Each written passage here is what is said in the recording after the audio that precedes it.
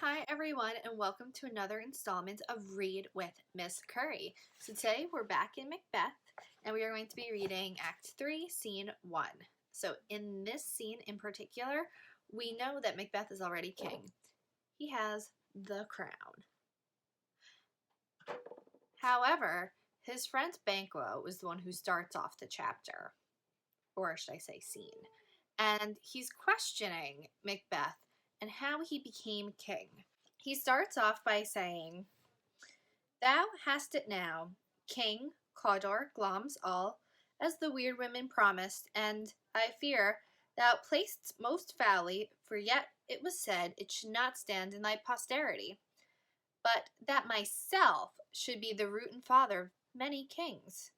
If there come truth from them, as upon thee, Macbeth, their speeches shine, why, by the verities on thee made good, may they not be my oracles as well, and set me up in my hope? But hush, no more."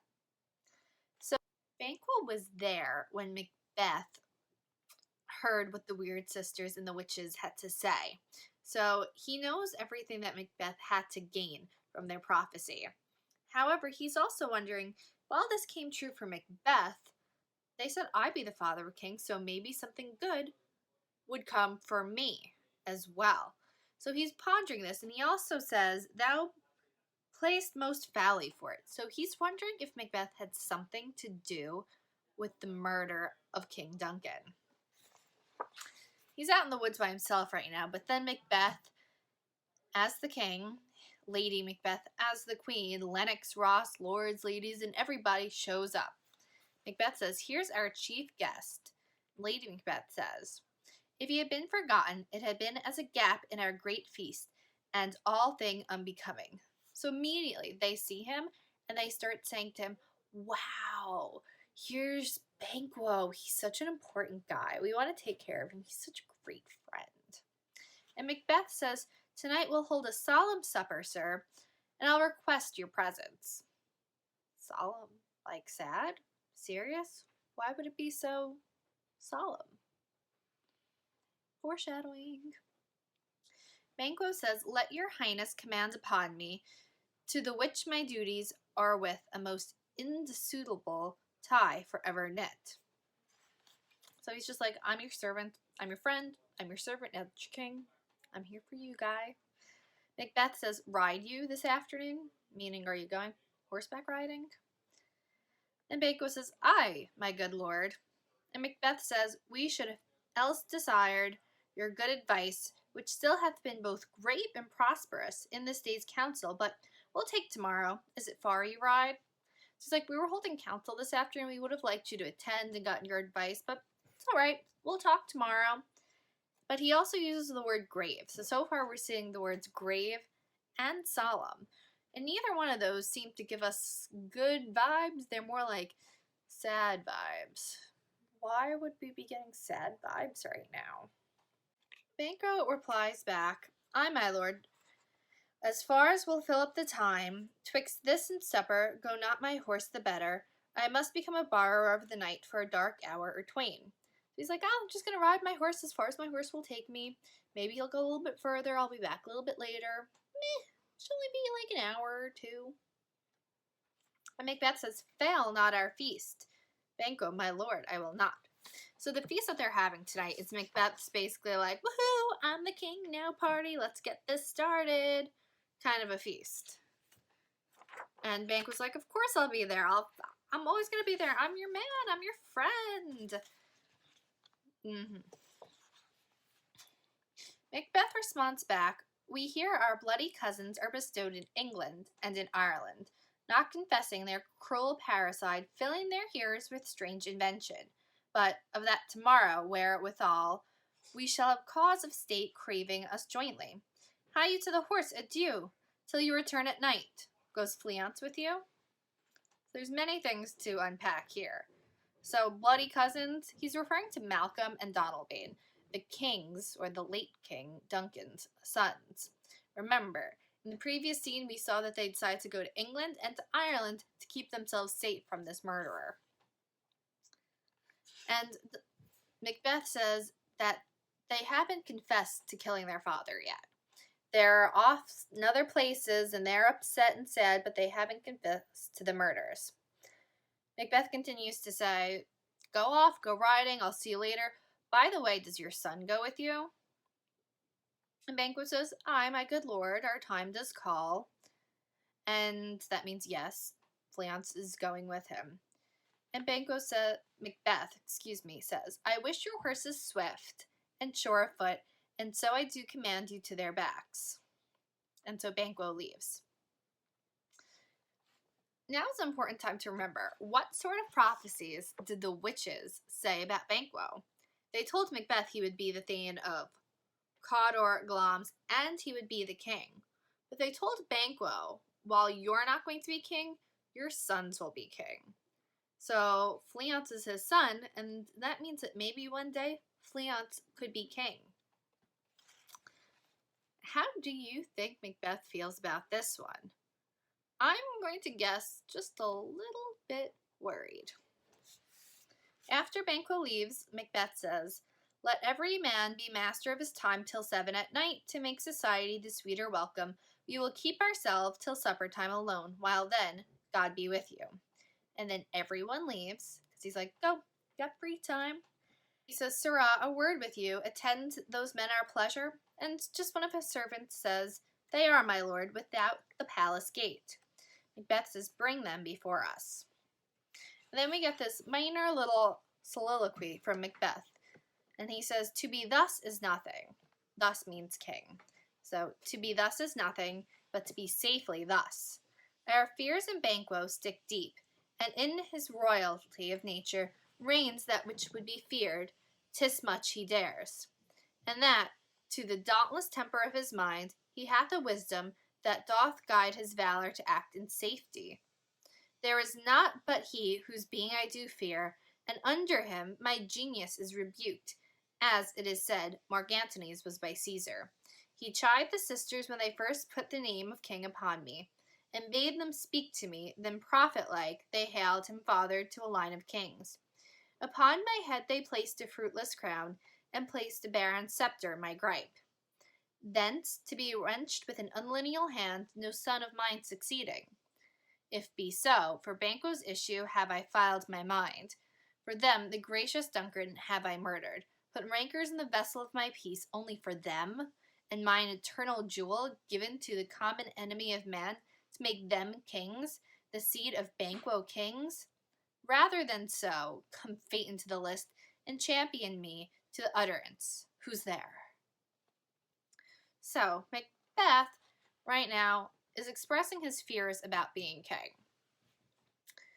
He says it's nothing to be king unless he's safely the king. And he's afraid of Banquo because Banquo is the one whose sons will end up reigning one day. Macbeth knows that no children he has will become king or queen or rulers. He doesn't even know if he's going to have children. So he's a little upset and taken back that he killed Duncan, someone that he loved and respected and was friends with, for someone else's children. He's like, I'm going to be king and I'm going to die and I'm going to have no succession. Banquo's sons are going to get king.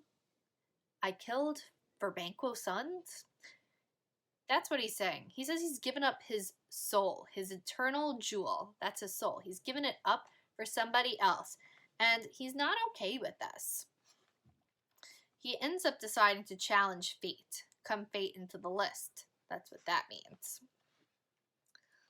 And then the servant comes back with 2 murderers in tow. Macbeth says, "Now go to the door and stay there till we call." Servant goes away, and Macbeth is now speaking to the 2 murderers. "Was it not yesterday we spoke together?" he says. First murderer. "It was, so please your highness." Macbeth says, "Well then, now have you considered of my speeches? Know that it was he, Banquo, in the times past which held you so under fortune, which you thought had been our innocent self. This I made good to you in our last conference, passed in probation with you. How you were borne in hand, how crossed the instruments who wrought with them, and all things else might, to half a soul and to a notion, say, thus did Banquo." So Macbeth has been telling these guys lies and manipulating them into thinking that Banquo is the enemy of the murderers. He's like, I was never against you. I'm your friend. I'm innocent. Banquo's the guy you hate. Banquo's the guy you don't want to be friends with. So he's being manipulative and sneaky. And the first murderer says, well, you made that known to us, Macbeth. I did so and went further, which is now our second point of meeting. Do you find your patience so predominant in your nature that you can let this go? Are you so gospel to pray for this good man and for his issue, whose heavy hand hath bowed you to the grave and beggared yours forever? First murderer, we are men, my liege. So he's just kind of questioning how they are murderers, what kind of men are they, whether they look for revenge, whether they're capable of killing. And Macbeth says, aye, in the catalogue you go for men, as hounds and greyhounds, mongrel spaniels, curs, chows, waterrugs, and demi-wolves are clept. All by the name of dogs, the valued file distinguishes the swift, the slow, the subtle, the housekeeper, the hunter, every one according to the gift which bounteous nature hath in him closed, whereby he does receive particular attention, from the bill that writes them all alike, and so of men. So he's kind of saying dogs, they're all dogs, but there are different kinds of dogs who are capable of different things. And he compares that to men. They're all men, but some are capable of things that others are not capable of, aka death, murder. And then he says, now, if you have a station in the file, not in the worst rank of manhood, say it. And I will put that business in your bosoms, whose execution takes your enemy off, grapples you to the heart and love of us, who wear our health but sickly in his life, which in his death were perfect. So he's saying, are you one of those bad guys? Are you one of those guys that can kill? Are you one of the ones that can murder? And he says, if you are, I'm going to keep you close to my heart. I'm going to give you a job that's perfect for you. And I'm going to respect you, and you'll be like one of my closest friends, and it's going to be to murder your enemy, who Macbeth just told them was Banquo. So Macbeth wants Banquo dead. He says he can't live peacefully with Banquo still living, who wear our health but sickly in his life. So as long as Banquo's living, Macbeth is going to be sickly, because he knows that Banquo's sons are the ones who will take the throne. So Macbeth may lose his position because of Banquo's sons, such as Fleance. Second murderer, I am one, my liege, whom the vile blows and buffets of the world have so incensed that I am reckless what I do to spite the world. First murderer, and I another, so weary with disasters, tugged with fortune, that I would set my lie on any chance to mend it or be rid on it. So the murderers are like, yeah, we're terrible guys, we can totally kill people, yeah. Woo! And Macbeth says, both of you know that Banquo was your enemy. Both murderers. True, my lord. So yeah, we hate Banquo. That's what they're saying. And Macbeth says, so is he mine, and in such bloody distance that every minute of his being thrusts against my nearest of life. And though I could with barefaced terror sweep him from my sight, and bid my will avouch it, yet I must not, for certain friends that are both his and mine, whose loves I may not drop, but wail his fall, who I myself struck down, and thence it is, who that to your assistance do make love, masking the business from the uncommon eye for sundry weighty reasons. So Macbeth's like, even though I'm king and I can order his execution and his death, I can't do that because I need to keep my friends close to me, and I can't have my friends judge me for kind of executing Banquo for no reason. He needs to have support, Macbeth. He's a new king, so he needs to have support from his friends and from the other noblemen, because if they don't support him, he's going to get booted from the throne.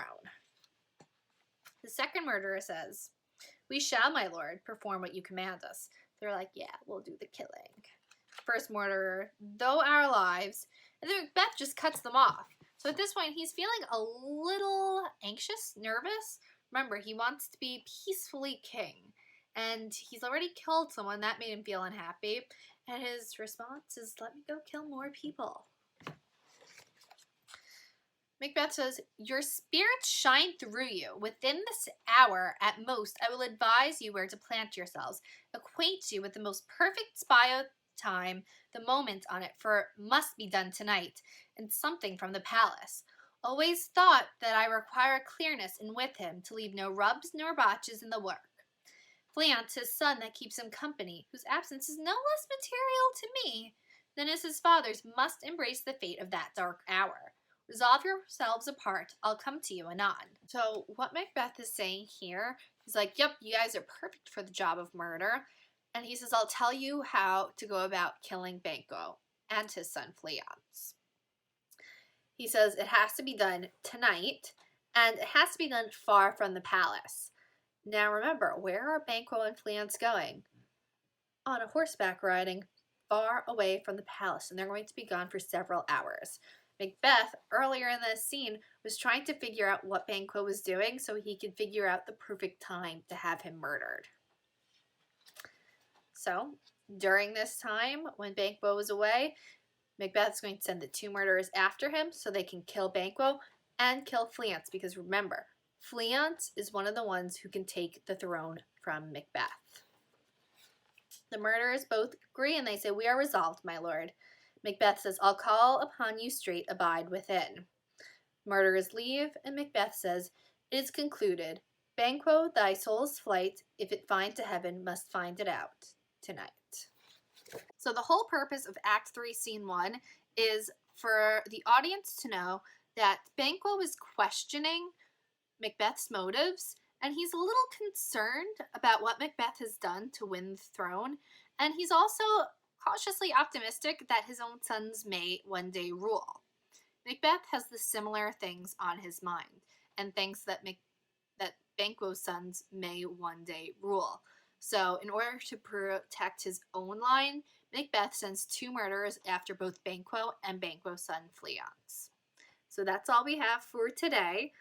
If you have any questions, let me know, and have a good night, everyone. Bye!